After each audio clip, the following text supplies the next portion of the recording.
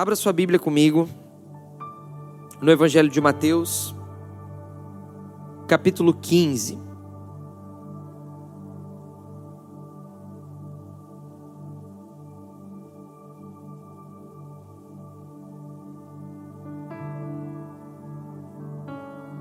Evangelho de Mateus, capítulo 15.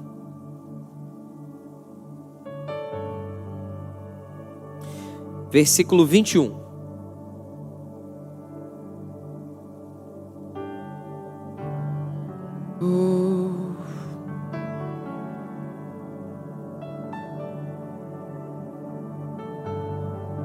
Evangelho de Mateus, capítulo 15, versículo 21, diz assim: Saindo daquele lugar, Jesus retirou-se para a região de Tiro e de Sidom. Uma mulher cananeia natural dali veio a ele gritando: Senhor, filho de Davi, tem misericórdia de mim. Minha filha está endemoniada e está sofrendo muito. Mas Jesus não lhe respondeu palavra. Então seus discípulos se aproximaram dele e pediram: Manda embora, pois vem gritando atrás de nós.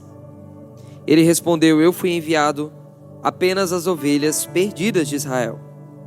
A mulher veio, adorou de joelhos e disse: Senhor, ajuda-me. Ele então respondeu: Não é certo tirar o pão dos filhos e lançá-lo aos cachorrinhos. Disse ela, porém: Sim, Senhor. Mas até os cachorrinhos comem das migalhas que caem da mesa dos seus donos. Jesus respondeu: Mulher, grande é a sua fé, e seja conforme você deseja. E naquele mesmo instante, a sua filha foi curada. Feche seus olhos mais um pouco. Pai, eu oro nessa manhã para que os próximos minutos, as próximas palavras a serem liberadas aqui nessa manhã, elas edifiquem o nosso coração de uma forma sobrenatural, Pai. Eu oro para que as palavras que forem proferidas desse altar aqui nessa manhã toquem o nosso coração, quebrantem o nosso coração, construa algo dentro de nós aqui nessa manhã, Senhor. Pai, em nome de Jesus eu oro para que não haja nenhum tipo de distração, não haja nenhum tipo de impedimento, não haja nenhum tipo de barreira, para que a palavra do Senhor, genuína, viva, verdadeira e operosa, toque cada coração e transforme as nossas vidas aqui nessa manhã. Nós pedimos isso, Pai, confiando em Ti, crendo em Ti, em nome de Jesus. Amém. Amém, irmãos. Irmãos, eu tenho percebido um certo ambiente,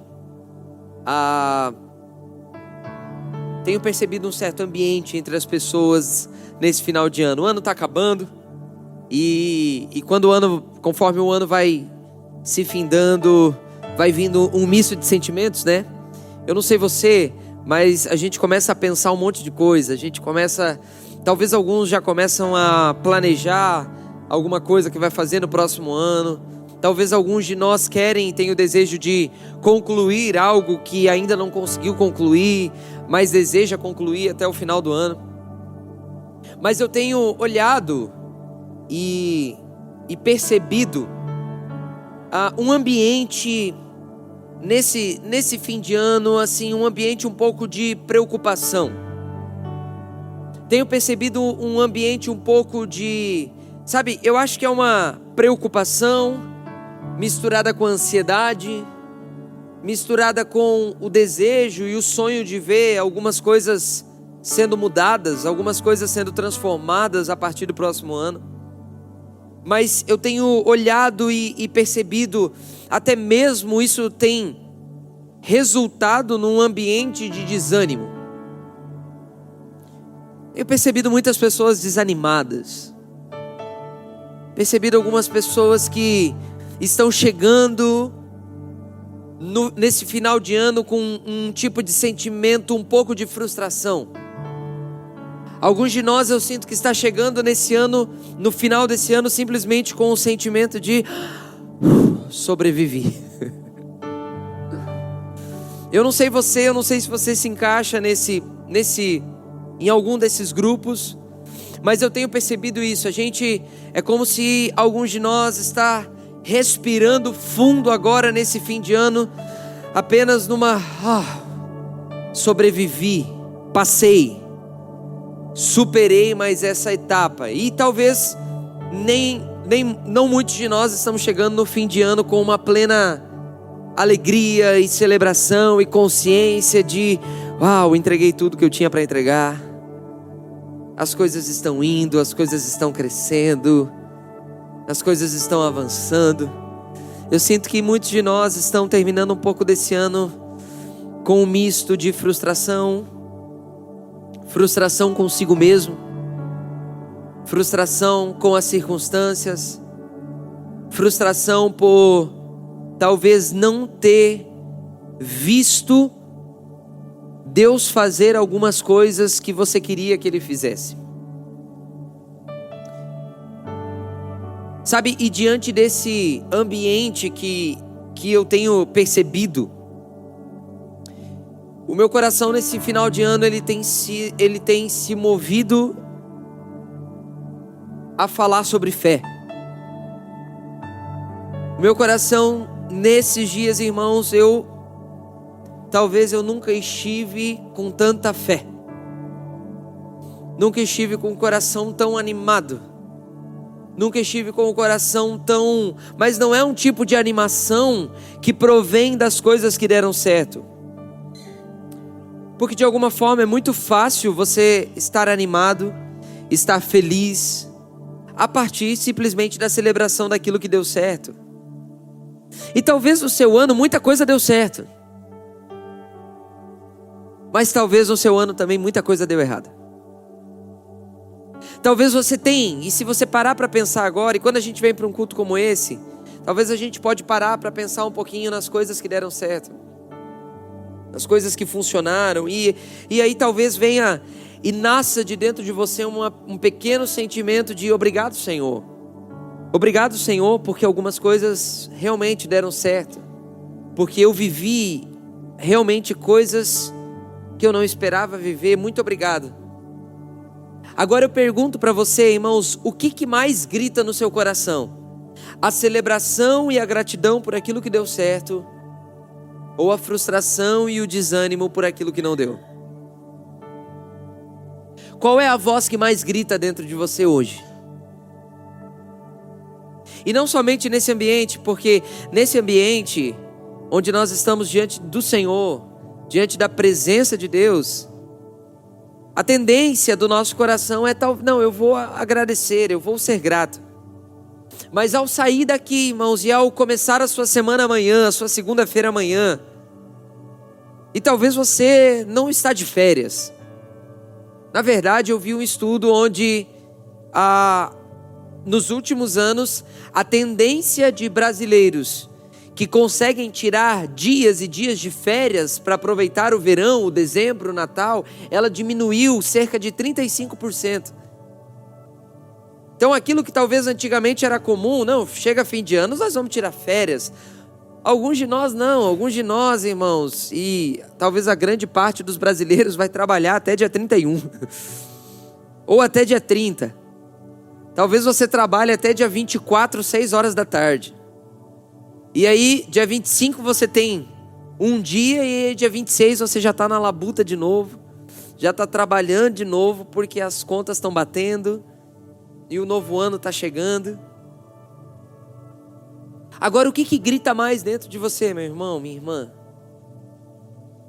A celebração, a alegria e a gratidão por aquilo que deu certo, por aquilo que você viveu com alegria nesse ano, ou as preocupações, a ansiedade e a frustração por aquilo que não deu certo? O que mais grita dentro de você? Se o que mais grita dentro de você, irmãos, é a frustração, o medo, o desânimo, o sentimento de chegar ao fim do ano e eu não vivi tudo o que eu queria viver. Eu não realizei os sonhos que eu estava pensando neles nessa mesma época do ano há um ano atrás. Eu não vivi a plenitude do que eu podia viver. Eu não consegui aquela promoção que eu queria. Eu não consegui aumentar a minha cartela de clientes. Eu não consegui orar mais como eu estava prometendo para Deus que no final do ano passado, no final de 2023, eu estava prometendo para Deus que eu iria orar mais. Irmão, quem nunca fez isso? Quem nunca chegou nessa época e a gente começa a fazer um monte de promessa para Deus? E começa a pensar em tudo aquilo que não, ano que vem eu vou orar mais. Não, ano que vem, esse ano eu quase não fiz jejum, mas no ano que vem eu vou fazer jejum. Cara, esse ano eu não me envolvi com a igreja, eu não servi, esse ano eu me senti um pouco inútil, mas o ano que vem eu vou servir, eu vou arrumar alguma coisa para mim fazer. Irmãos, o que grita mais dentro de você nesses dias? Se o que grita mais é esse sentimento, ou esse misto de sentimentos, o que você precisa nesses dias é encher o seu coração de fé. Se o que está enchendo e tomando a sua mente e o seu coração nesses dias é um sentimento de que foi bom, mas poderia ter sido melhor, o que você precisa é ter uma renovação da sua fé. E o que eu quero compartilhar com vocês essa manhã é de uma fé que ela é gerada num processo.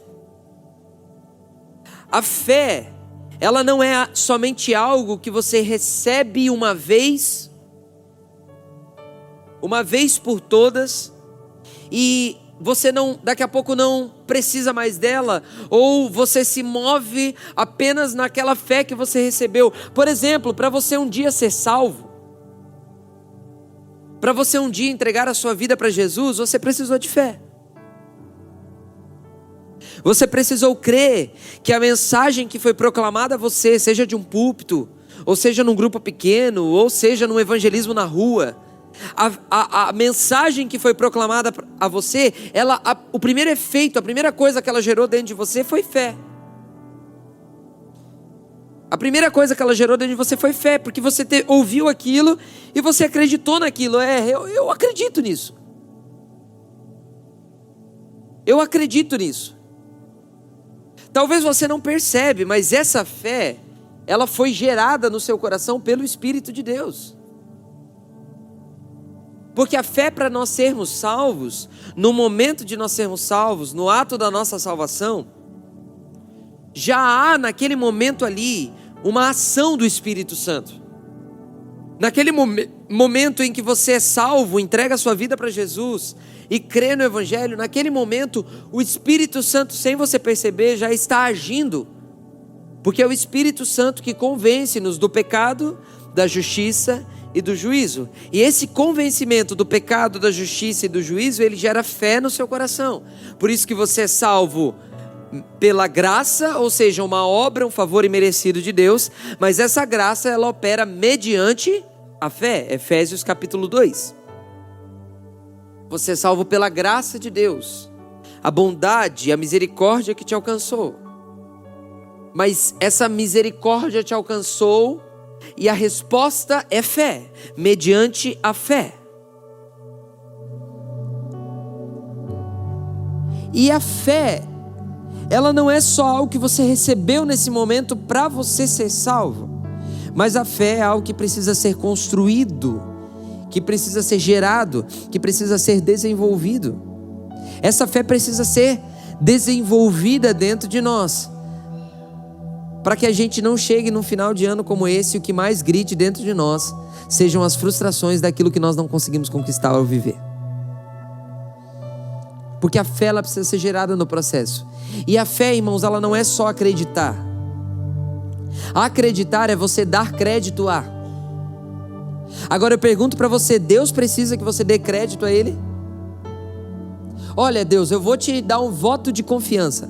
O que é dar crédito? Uma pessoa que dá crédito. Se você tem um bom relacionamento num banco, você tem bom crédito. O que o banco está dizendo para você? Ele está dizendo que o banco está dando um voto de confiança em você. Isso é crédito. O banco está dando um voto de confiança em você, por isso ele vai te emprestar tal dinheiro, crendo que você vai pagar. Provavelmente com um absurdo de juros. Mas nossa, que banco bonzinho, ele está me emprestando dinheiro. Não. Dar crédito, acreditar, é dar crédito. O banco acredita em você quando ele te dá crédito. Você vai lá, faz uma simulação, está liberado tantos mil de crédito para você.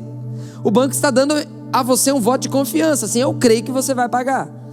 Eu creio que você vai pagar, mas caso você não pague, a gente tem todos os nossos meios aqui para acabar com a sua vida, caso você não pague. Nós temos todas as formas possíveis de tornar a sua vida um inferno, caso você não consiga pagar. Deveria estar isso nos contratos, né? Nós temos a capacidade de tornar a sua vida um inferno, caso você não consiga pagar. E aí você vai lá e assina isso. Mas fé não é acreditar. Porque quando você diz que eu tenho fé em Deus, e você está dizendo, Deus, eu estou te dando um voto de confiança. Você assim, eu espero que você me pague, Deus. Mas caso você não me pague, porque essa é a diferença. O banco tem a possibilidade de tornar a sua vida um inferno caso você não pague. Você não tem a possibilidade de mudar Deus caso Ele não faça aquilo que você achou que Ele iria fazer.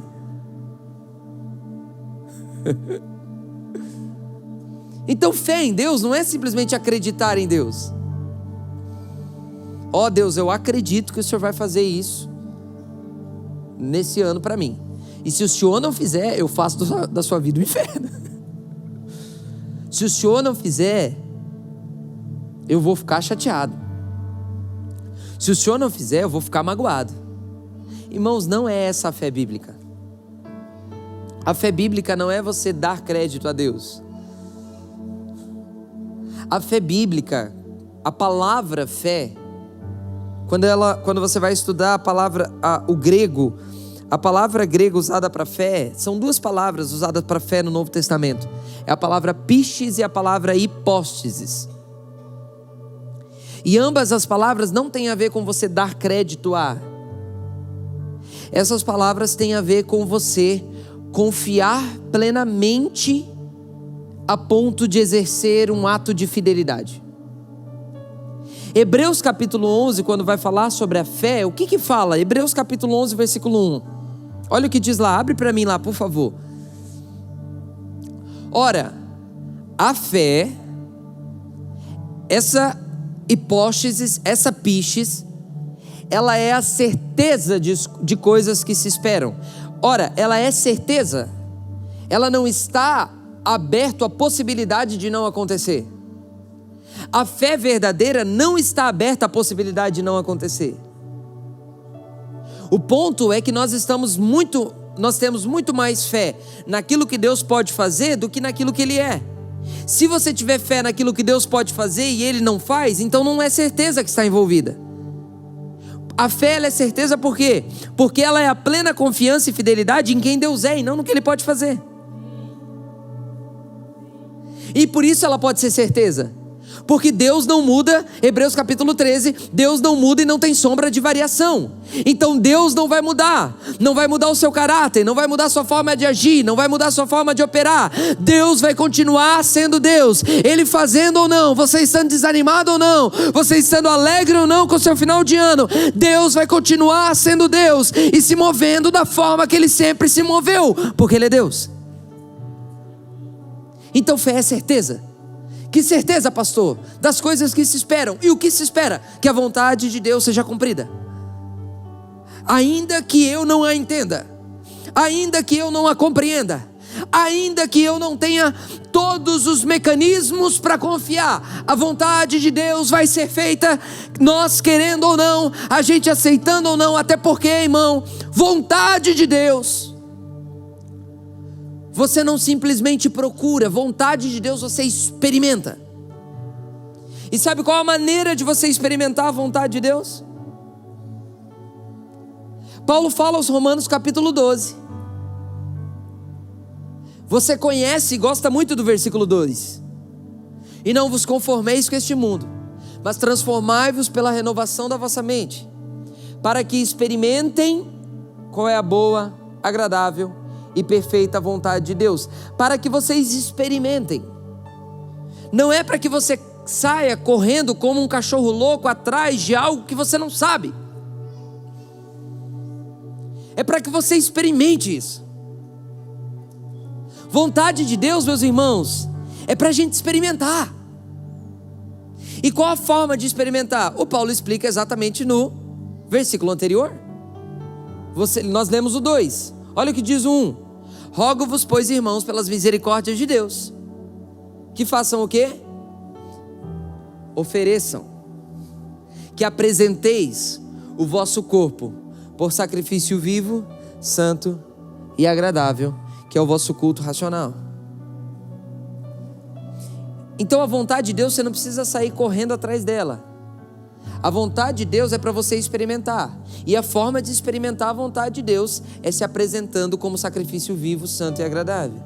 Então tem muita gente, irmãos, querendo viver a vontade de Deus, querendo experimentar a vontade de Deus, mas não está disposto a se sacrificar como sacrifício vivo.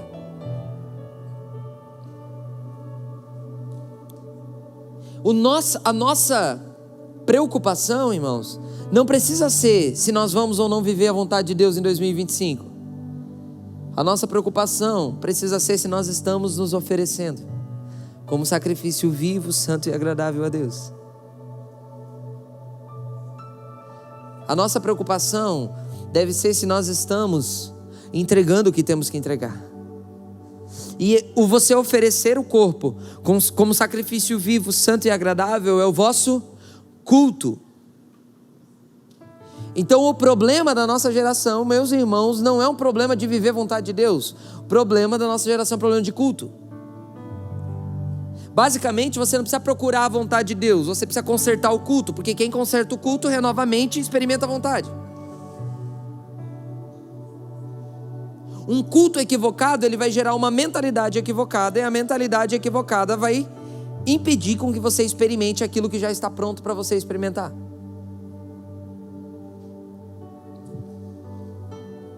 Então qual é o nosso problema, irmãos? A mentalidade equivocada.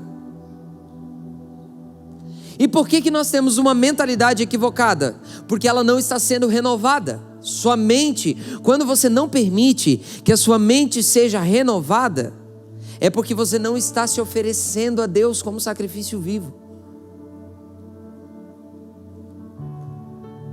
Então a gente não permite com que a palavra de Deus, com que as verdades de Deus mexam e renovem a nossa mente, porque a gente não está disposto a se oferecer para isso.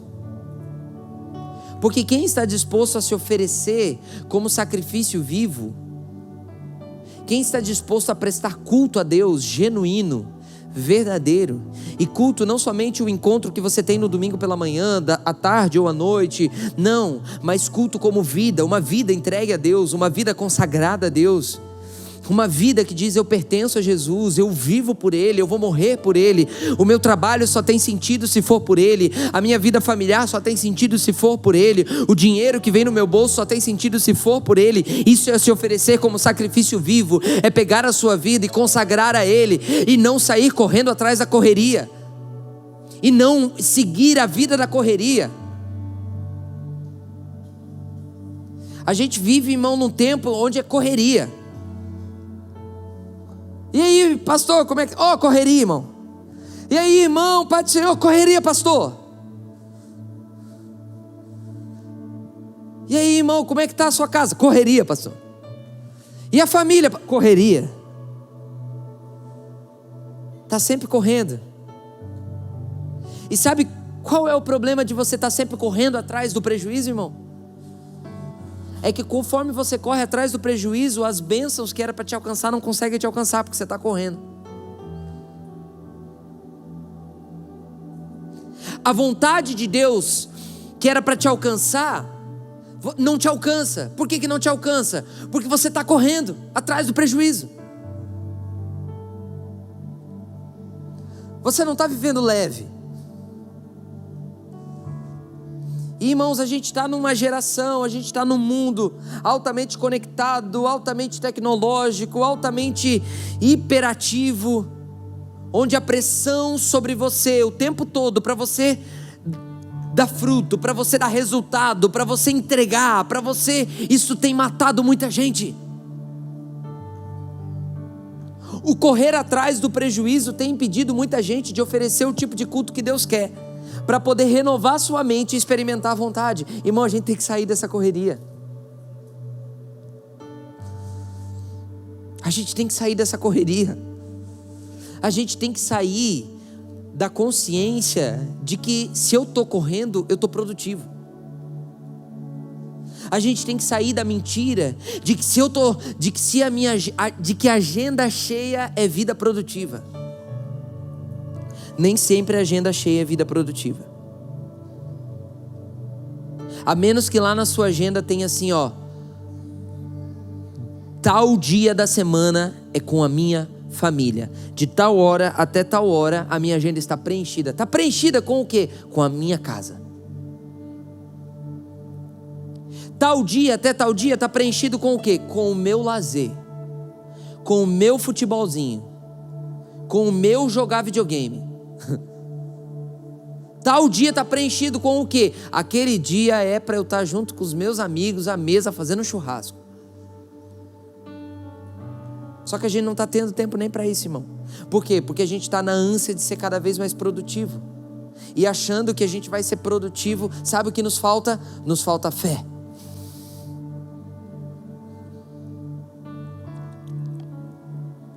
Então a fé de Hebreus 11, que é essa certeza daquilo que se espera, ela envolve a confiança em esperar e não achar que vai depender do quanto você corre,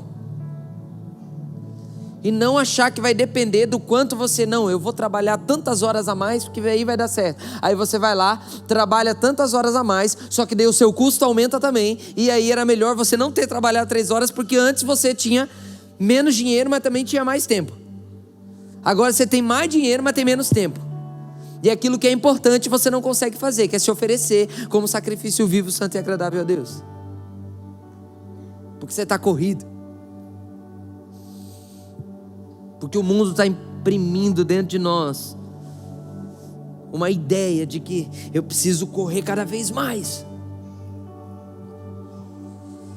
E aí está vindo um peso sobre nós, irmãos, de ter que entregar coisa que a gente não dá.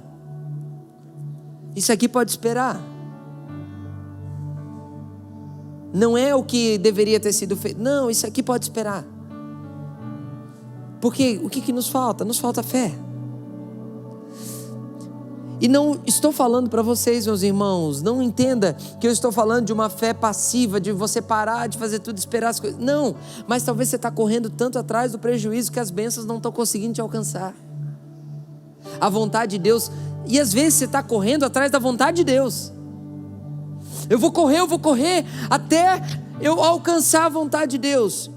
E o apóstolo está falando que aquele que se entrega como sacrifício vivo, santo e agradável a Deus, e permite que a sua mente seja renovada, ele vai experimentar, vai ser natural, vai ser orgânico. Sabe por que o sentimento de muitos de nós, irmãos, de chegar num final de ano um pouco frustrados? Porque a gente sente que não experimentou toda a vontade de Deus. A gente ainda sente que está correndo atrás dela. E Deus não quer que você lide com a vontade dele como algo que você está correndo o tempo todo para encontrar. Deus quer que você lide com a vontade dele como algo que você está experimentando todos os dias. E ainda que você esteja experimentando com lutas, ainda que você esteja experimentando com dores, ainda que você esteja experimentando com problemas, mas você tem uma plena consciência: eu estou experimentando aquilo que Deus tem para mim. Pode ter desafios, pode ter lutas, eu tenho que ajustar aqui, eu tenho que melhorar aqui, eu preciso me aperfeiçoar aqui, mas eu estou vivendo a vontade de Deus, eu estou experimentando uma vontade de Deus. Por quê? Porque eu permito todos os dias que a palavra de Deus renove a minha mente, porque eu permito todos os dias, eu sento nem que seja 5 minutos, 10 minutos com essa palavra todos os dias, e eu permito que ela renove a minha mente, eu permito que ela penetre o meu coração.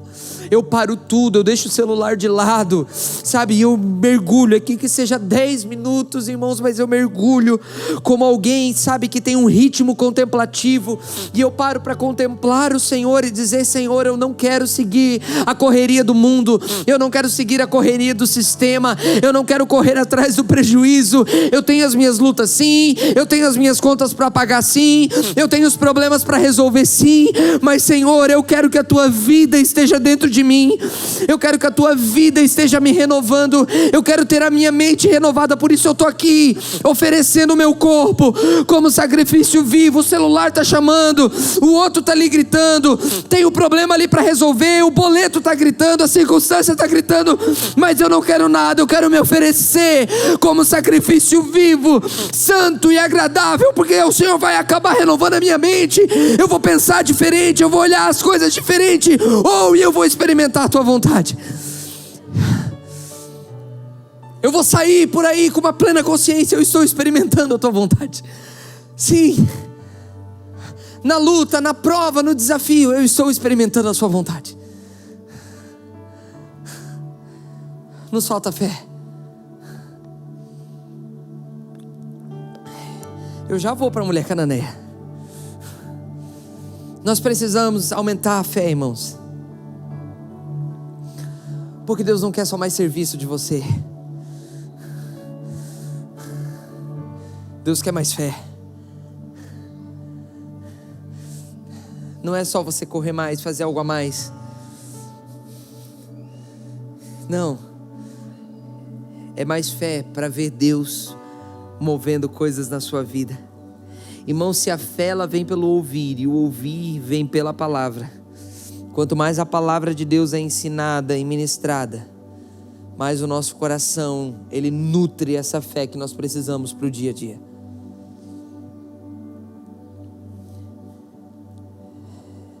Hoje eu vim ministrar fé a você. Eu vim ministrar fé ao seu coração. Sabe, até as nossas orações elas estão vazias de fé, porque a gente faz orações e inconscientemente a gente não crê que Deus vai respondê-las.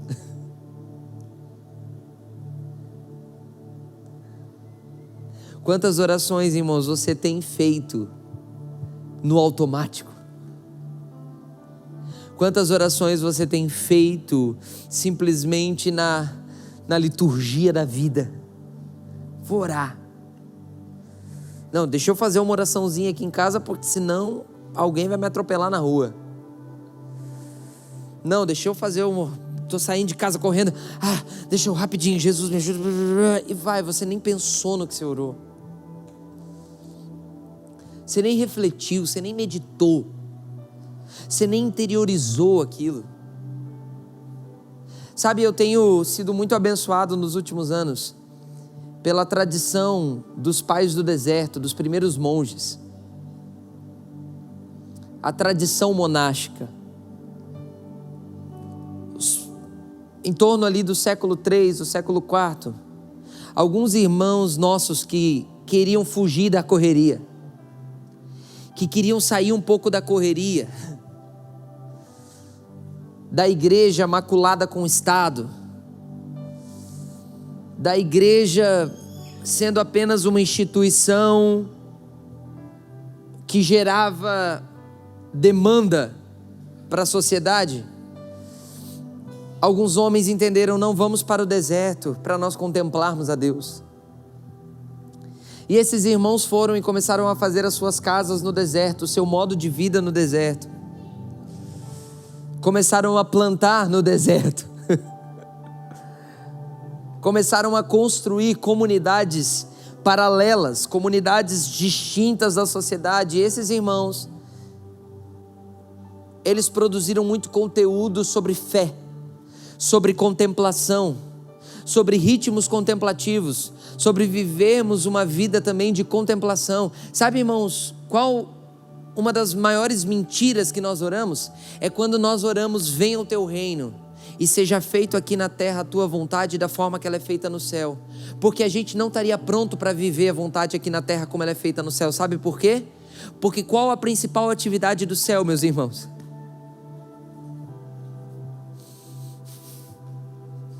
Sabe qual a principal atividade do céu?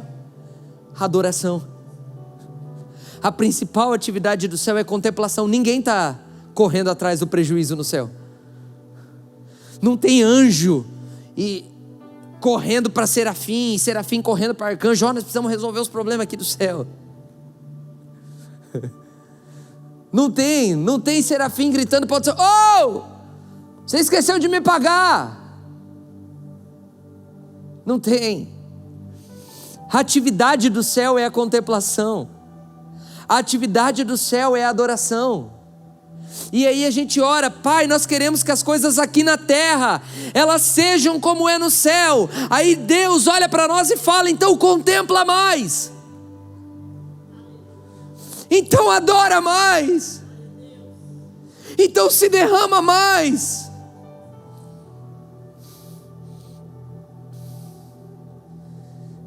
Então me percebe mais. Então deixa a minha palavra interiorizar você, nutrir você, encher você. Pai, eu quero, venha o teu reino, seja feita a tua vontade. Então a minha vontade é que vocês não saiam correndo atrás do prejuízo, mas que vocês busquem em primeiro lugar o reino de Deus e a sua justiça, e percebam a vontade de Deus abraçando vocês. E percebam todas essas coisas, sabe, perseguindo vocês. Sabe, percebam o sobrenatural alcançando você. Você não crê mais. Você não crê mais que pode trabalhar menos e no fim viver melhor. É preciso ter fé para isso. Para trabalhar menos e viver melhor. É preciso ter fé para talvez ganhar menos e viver melhor. Porque talvez você está ganhando mais e vivendo pior. Porque você não contempla mais. Porque você não adora mais. Porque você não tem mais fé. De que tem coisas, é preciso ter fé, irmãos, para não seguir o fluxo do sistema. Eu não estou falando que você não pode ter sonhos, aspirações de trabalhar mais e ganhar mais. Mas isso não pode parar a sua adoração e minar a sua fé. Não siga o fluxo do sistema. Eu acabei de comprar um livro de um psicólogo famoso chamado Jonathan Haidt. Ele escreveu o livro chamado A Geração Ansiosa. 400 páginas. Estou ansioso para ler já.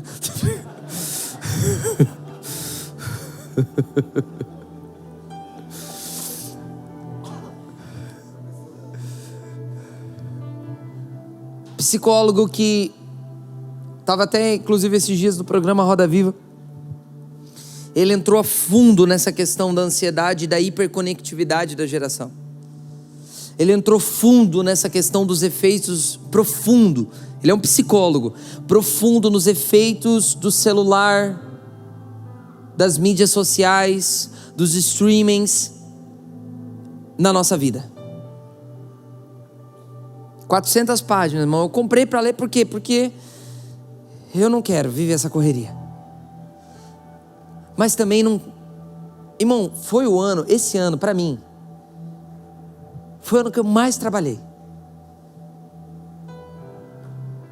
Esse ano eu viajei pra caramba, eu fiz muita coisa, eu produzi muita coisa, eu escrevi um livro, eu lancei um livro, eu fiz um curso, eu gravei aula, eu fiz um monte de coisa, eu viajei, eu preguei, fiz conferência, irmão, fiz um monte de coisa. Um monte de coisa. Só que você, no meio dessa produtividade, que você olha para você e você diz, uau, eu estou produtivo. Você percebe também, opa, mas a minha contemplação está diminuindo. Opa, mas a minha adoração está diminuindo. E eu não posso. E sabe o que eu sinto? Eu sinto que nesse próximo ano vou trabalhar bem mais do que eu trabalhei esse ano. Eu não vou trabalhar menos, eu vou trabalhar mais. Só que eu quero entrar nesse ano a partir de uma nova perspectiva de contemplação e de adoração. Eu quero entrar adorando diferente. Porque eu quero entrar adorando com fé. Eu quero entrar, eu vou trabalhar sim. Vem um novo livro esse ano, sim. Vem novas coisas, novos cursos, novas coisas esse ano, sim. Mais trabalho com os jovens quase não me dão trabalho, irmão. Vem muito mais trabalho, sim. Só que esse trabalho ele precisa ser fundamentado em fé. De que ainda, porque sabe qual o problema de você ser muito hiperprodutivo? É que você passa a confiar no seu próprio braço. Porque você é altamente produtivo e você vê os resultados disso. Então você pensa, quanto mais eu sei, mais eu vou ter. Só que se você perder o lugar com o Senhor, irmão, é como Sansão. Me levantarei mais uma vez contra os filisteus. Só não percebeu que o seu cabelo havia sido cortado. E o seu cabelo representava a sua devoção e a quem ele pertencia. Então ele estava altamente produtivo, achando que ia continuar. Não, me levantarei mais uma vez e vou fazer o que eu sei fazer. Eu sei ganhar, eu sei produzir. Então eu vou me levantar mais uma vez e vou vencer os filisteus. Não sabia ele que o Senhor se apartara dele. Nós não podemos, irmãos, estar vivendo tudo que a gente sempre sonhou, mas ter uma consciência assim de que o Senhor se apartou de mim. Estou vivendo tudo que eu sempre sonhei, pastor. Eu só não estou encontrando Deus perto de mim.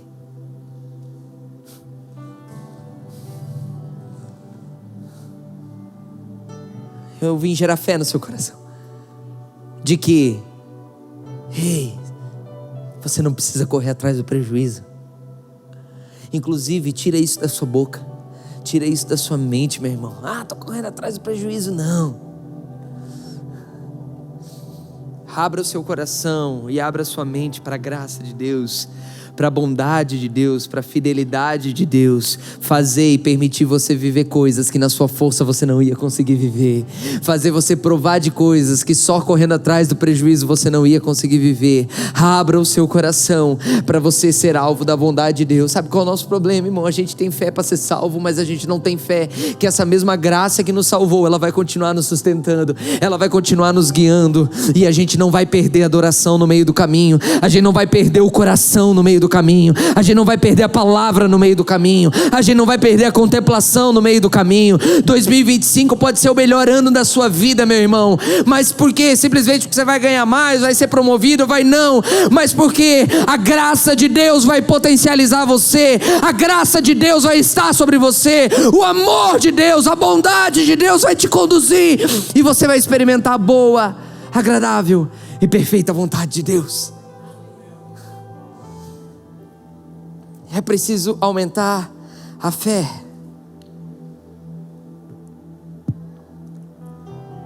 E a fé ela é gerada no processo. E nós lemos a história de uma mulher que a sua filha estava endemoniada. Ela tinha uma necessidade a ser suprida. Uma mulher cananeia, ela não era do povo de Deus, ela não era judia, ela não era do povo israelita, ela era cananeia, ela era uma estrangeira. E essa mulher, ela está com a sua filha endemoniada, e ela vem a Jesus e ela grita: filho de Davi, tem compaixão de mim. Filho de Davi, tem compaixão, tem misericórdia de mim. A minha filha está endemoniada, está sofrendo muito. Mas Jesus, versículo 23, não respondeu nenhuma palavra. Eu quero compartilhar com vocês, agora rapidamente, os 3 obstáculos para a fé que nós precisamos para o próximo ano. Os 3 obstáculos para essa fé. Se você superar esses 3 obstáculos, você vai entrar num nível de fé, numa medida de fé diferente. E qual é o primeiro obstáculo? O silêncio de Deus. Porque aquela mulher veio gritando. Ela tinha uma necessidade legítima? Tinha, sua filha estava endemoniada. Jesus já havia provavelmente expulsado muitos demônios, já havia curado muitos enfermos, já havia feito um monte de coisa. E ela vem gritando, pensa, não, ele já fez isso com outros. E ela chega gritando para Jesus: Jesus, filho de Davi, tem misericórdia de mim. E Jesus não responde nem uma palavra. Irmãos, o silêncio de Deus é o primeiro obstáculo para a fé que nós precisamos ter gerado dentro de nós. Por quê? Porque nem sempre que Deus está em silêncio é para minar a sua fé. Aqui, Jesus estava em silêncio para aumentar a fé dela. Sabe o que Jesus estava fazendo? Jesus meio que estava assim: vamos ver até onde a fé dessa mulher vai. Vamos ver que nível que ela vai acessar. Vamos ver que nível que ela vai acessar. Porque Jesus estava absolutamente em silêncio. O primeiro obstáculo para a fé genuína que você precisa, meu irmão, é o silêncio de Deus. Porque talvez você está orando e Deus está em silêncio. Talvez você está chegando nesse final de ano e a impressão que talvez esteja no seu coração é: Deus está em silêncio, eu não estou ouvindo Deus. Talvez você está chegando nesse fim de ano e seu sentimento é: Senhor, o Senhor não me falou nada. O Senhor não me falou nada. O Senhor não está me respondendo. Eu queria entender se era para mim trocar de vocação. Eu queria entender se era para mim mudar de cidade. Eu queria entender se era... o Senhor está em silêncio. Irmãos, Deus em silêncio com você é para aumentar a sua fé. Porque o que é mais fácil? É mais fácil você crer num Deus que está em silêncio, ou mais fácil você crer num Deus que sempre fala?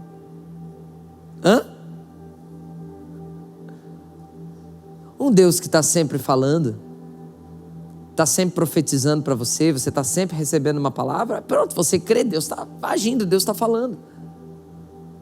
E se Deus não usar ninguém para falar com você? E se Deus não usar ninguém para profetizar para você? E se o próprio Deus no seu momento de oração não falar com você? Você continua crendo nesse Deus? Isso aumenta ou diminui a sua fé? Percebe o problema? Se isso diminui a sua fé, é como se você já pulou do processo antes mesmo dele começar. Porque a primeira etapa do processo para a fé que ia ser gerada no coração daquela mulher era ela lidar com o silêncio de Deus. Irmãos, em muitos momentos da vida nós temos que lidar com o silêncio de Deus, com Deus quieto. E irmãos, que coisa terrível é lidar com o silêncio de Deus. É ou não é? Vocês estão comigo? Que coisa terrível é lidar com o silêncio de Deus. Porque você já esteve num culto desse, onde teve um ambiente de profecia, e você sente que todo mundo recebeu uma profecia e você não? Quem já passou por isso aqui? Levanta a mão. Aí você vem para frente, a gente vai orar com imposição de mãos. E aí, você está aqui, né? Em nome de Jesus, em nome de Jesus, em nome de Jesus. E pula você. O cara profetiza aqui, profetiza aqui, profetiza aqui, pula você e continua profetizando aqui, profetizando aqui, profetizando aqui. Por quê, pastor? Deus está querendo aumentar a sua fé. Fé no que, pastor? Fé de que você não precisa que Ele fale o tempo todo para você continuar crendo que Ele vai guiar você. A certeza de que você não precisa de uma profecia o tempo todo, de uma palavra o tempo todo, de ouvir o tempo todo, para ter certeza que entre trancos e barrancos você vai acabar vivendo a vontade dEle. Essa é a verdadeira confiança. Essa é a verdadeira fé. Deus não falou, então eu prossigo. Eu não tenho uma revelação nova, então eu prossigo na que eu já tenho. Deus não deu algo novo para mim fazer, então eu continuo fazendo o que Deus me mandou fazer hoje. E encontro alegria nisso, encontro satisfação nisso, encontro prazer nisso. Por quê? Porque eu estou vivendo a vontade dEle. E eu creio que mesmo se eu não estou ouvindo Ele, Ele está guiando a minha vida, Ele está me conduzindo. Mesmo se eu não estou conseguindo compreender, Ele está cuidando da minha casa, da minha família. Ah, meu Deus! Então você precisa ter muito mais fé, irmão, para lidar com o silêncio de Deus. Você precisa ter muito mais fé para ver todo mundo do seu lado recebendo uma palavra profética, uma palavra de conhecimento, e você não. Deus está querendo gerar fé dentro de você.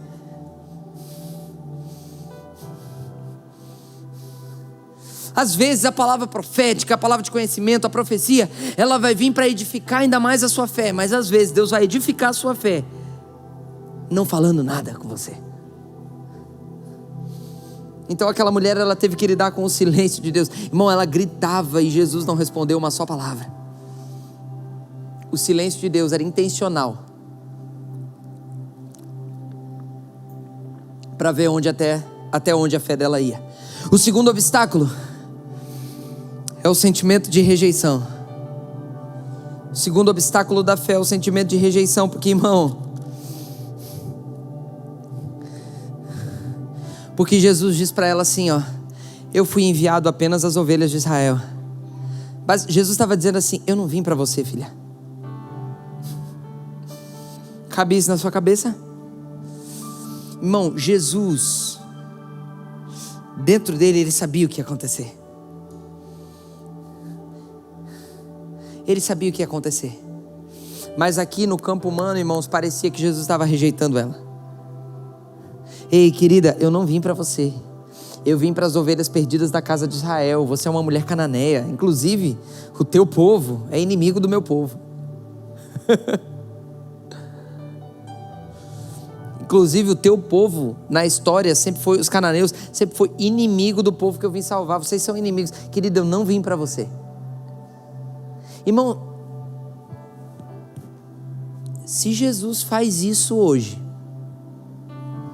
num culto televisionado, irmão, se nós estamos dando ibope até para uma mulher que não cedeu a cadeira no avião, imagina o ibope que ia ter o Jesus dizendo assim: querida, eu não vou te curar porque eu não vim para você. Jesus ia ou não ia ser cancelado? Ia ser cancelado, irmão. Amanhã hoje estava no Fantástico. Jesus, tal do Jesus que eles dizem que é o Salvador do mundo, pegou uma mulher e disse assim: eu não vim para você, eu não vou te libertar, eu não vou. Irmãos, eu vim para as ovelhas perdidas da casa de Israel. E ela insistindo, e ele ainda assim, ó: querida, não é lícito tirar o pão dos filhos e dar aos cachorrinhos. Ainda chamou ela de cachorro. Mais um cancelamento.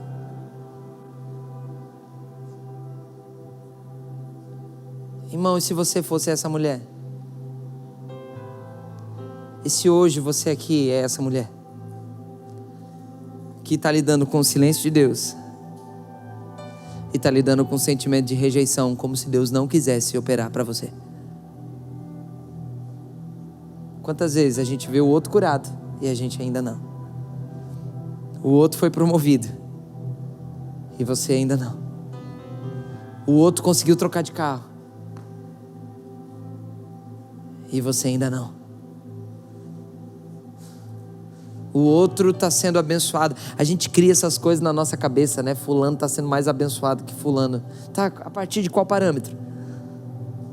A partir de qual ideia que fulano está sendo mais abençoado? Qual é o parâmetro? Não, porque ele está tendo... Então, bênção de Deus é ter mais coisa.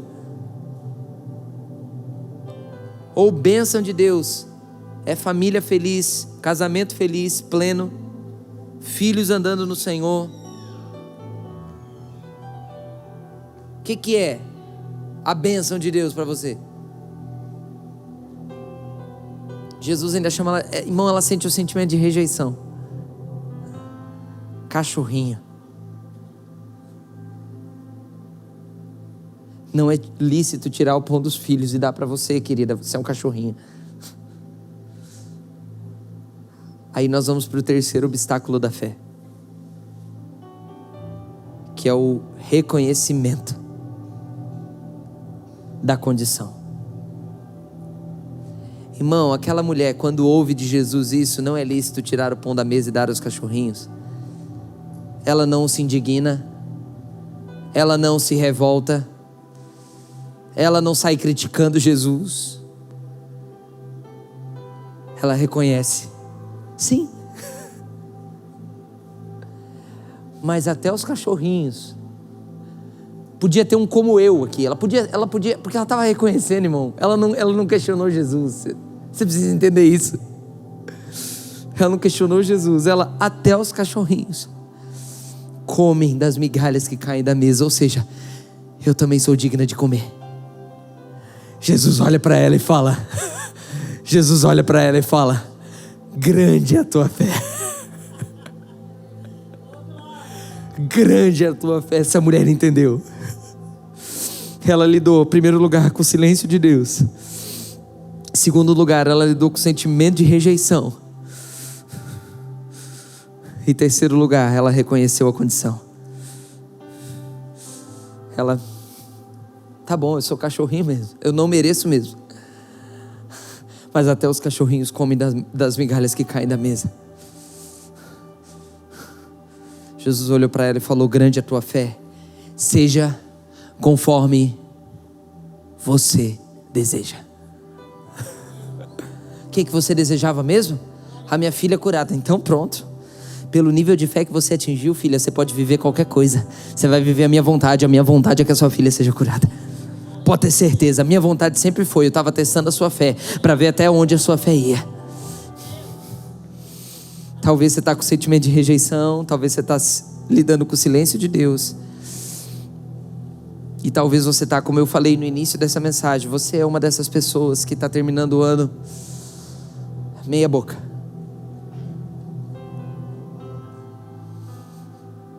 Lidando talvez com o silêncio de Deus, com o sentimento de rejeição. Mas Jesus, o último passo, Ele quer que você reconheça a sua condição. Aí você reconhece, tá bom. Mas até os cachorrinhos podem comer. Grande é a tua fé, mulher. Essa fé vai ficar registrada. A tua fé vai ficar registrada, seja conforme você deseja. É essa fé que o Senhor está gerando dentro do nosso coração nessa manhã. E é essa fé que eu queria ministrar com você. É essa fé que eu queria que você saísse daqui cheio dessa fé. Que Deus pode estar em silêncio. Você pode estar se sentindo rejeitado. Mas você está reconhecendo a sua condição diante de Deus. Dizendo: posso ser um cachorrinho mesmo, Senhor. Eu não mereço.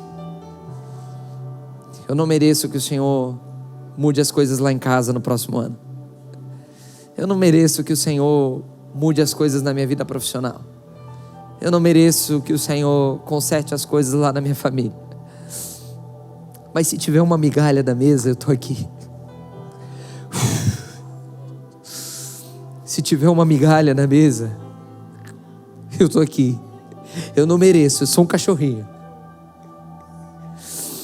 Mas deixa eu comer também da mesa. Ah, mulher, grande a tua fé. É essa fé, irmãos. A fé na bondade de Deus. A fé na fidelidade de Deus. A fé na graça de Deus. Irmãos, as coisas podem não... Você pode estar terminando o ano não do jeito que você queria. Mas vamos ter fé de que as coisas vão mudar. Vamos encher o nosso coração de fé. Porque essa fé que enche o nosso coração, ela vai levar você para um outro lugar de adoração. ela vai levar você para um outro lugar de contemplação, onde você vai se colocar diante de Deus e você vai esperar Ele fazer, e você vai aguardar Ele fazer, e você vai confiar que Ele vai fazer. Irmãos, Deus é bom em todo tempo, e em todo tempo Deus é bom. Não esqueça da bondade de Deus. Não esqueça, Deus é fiel.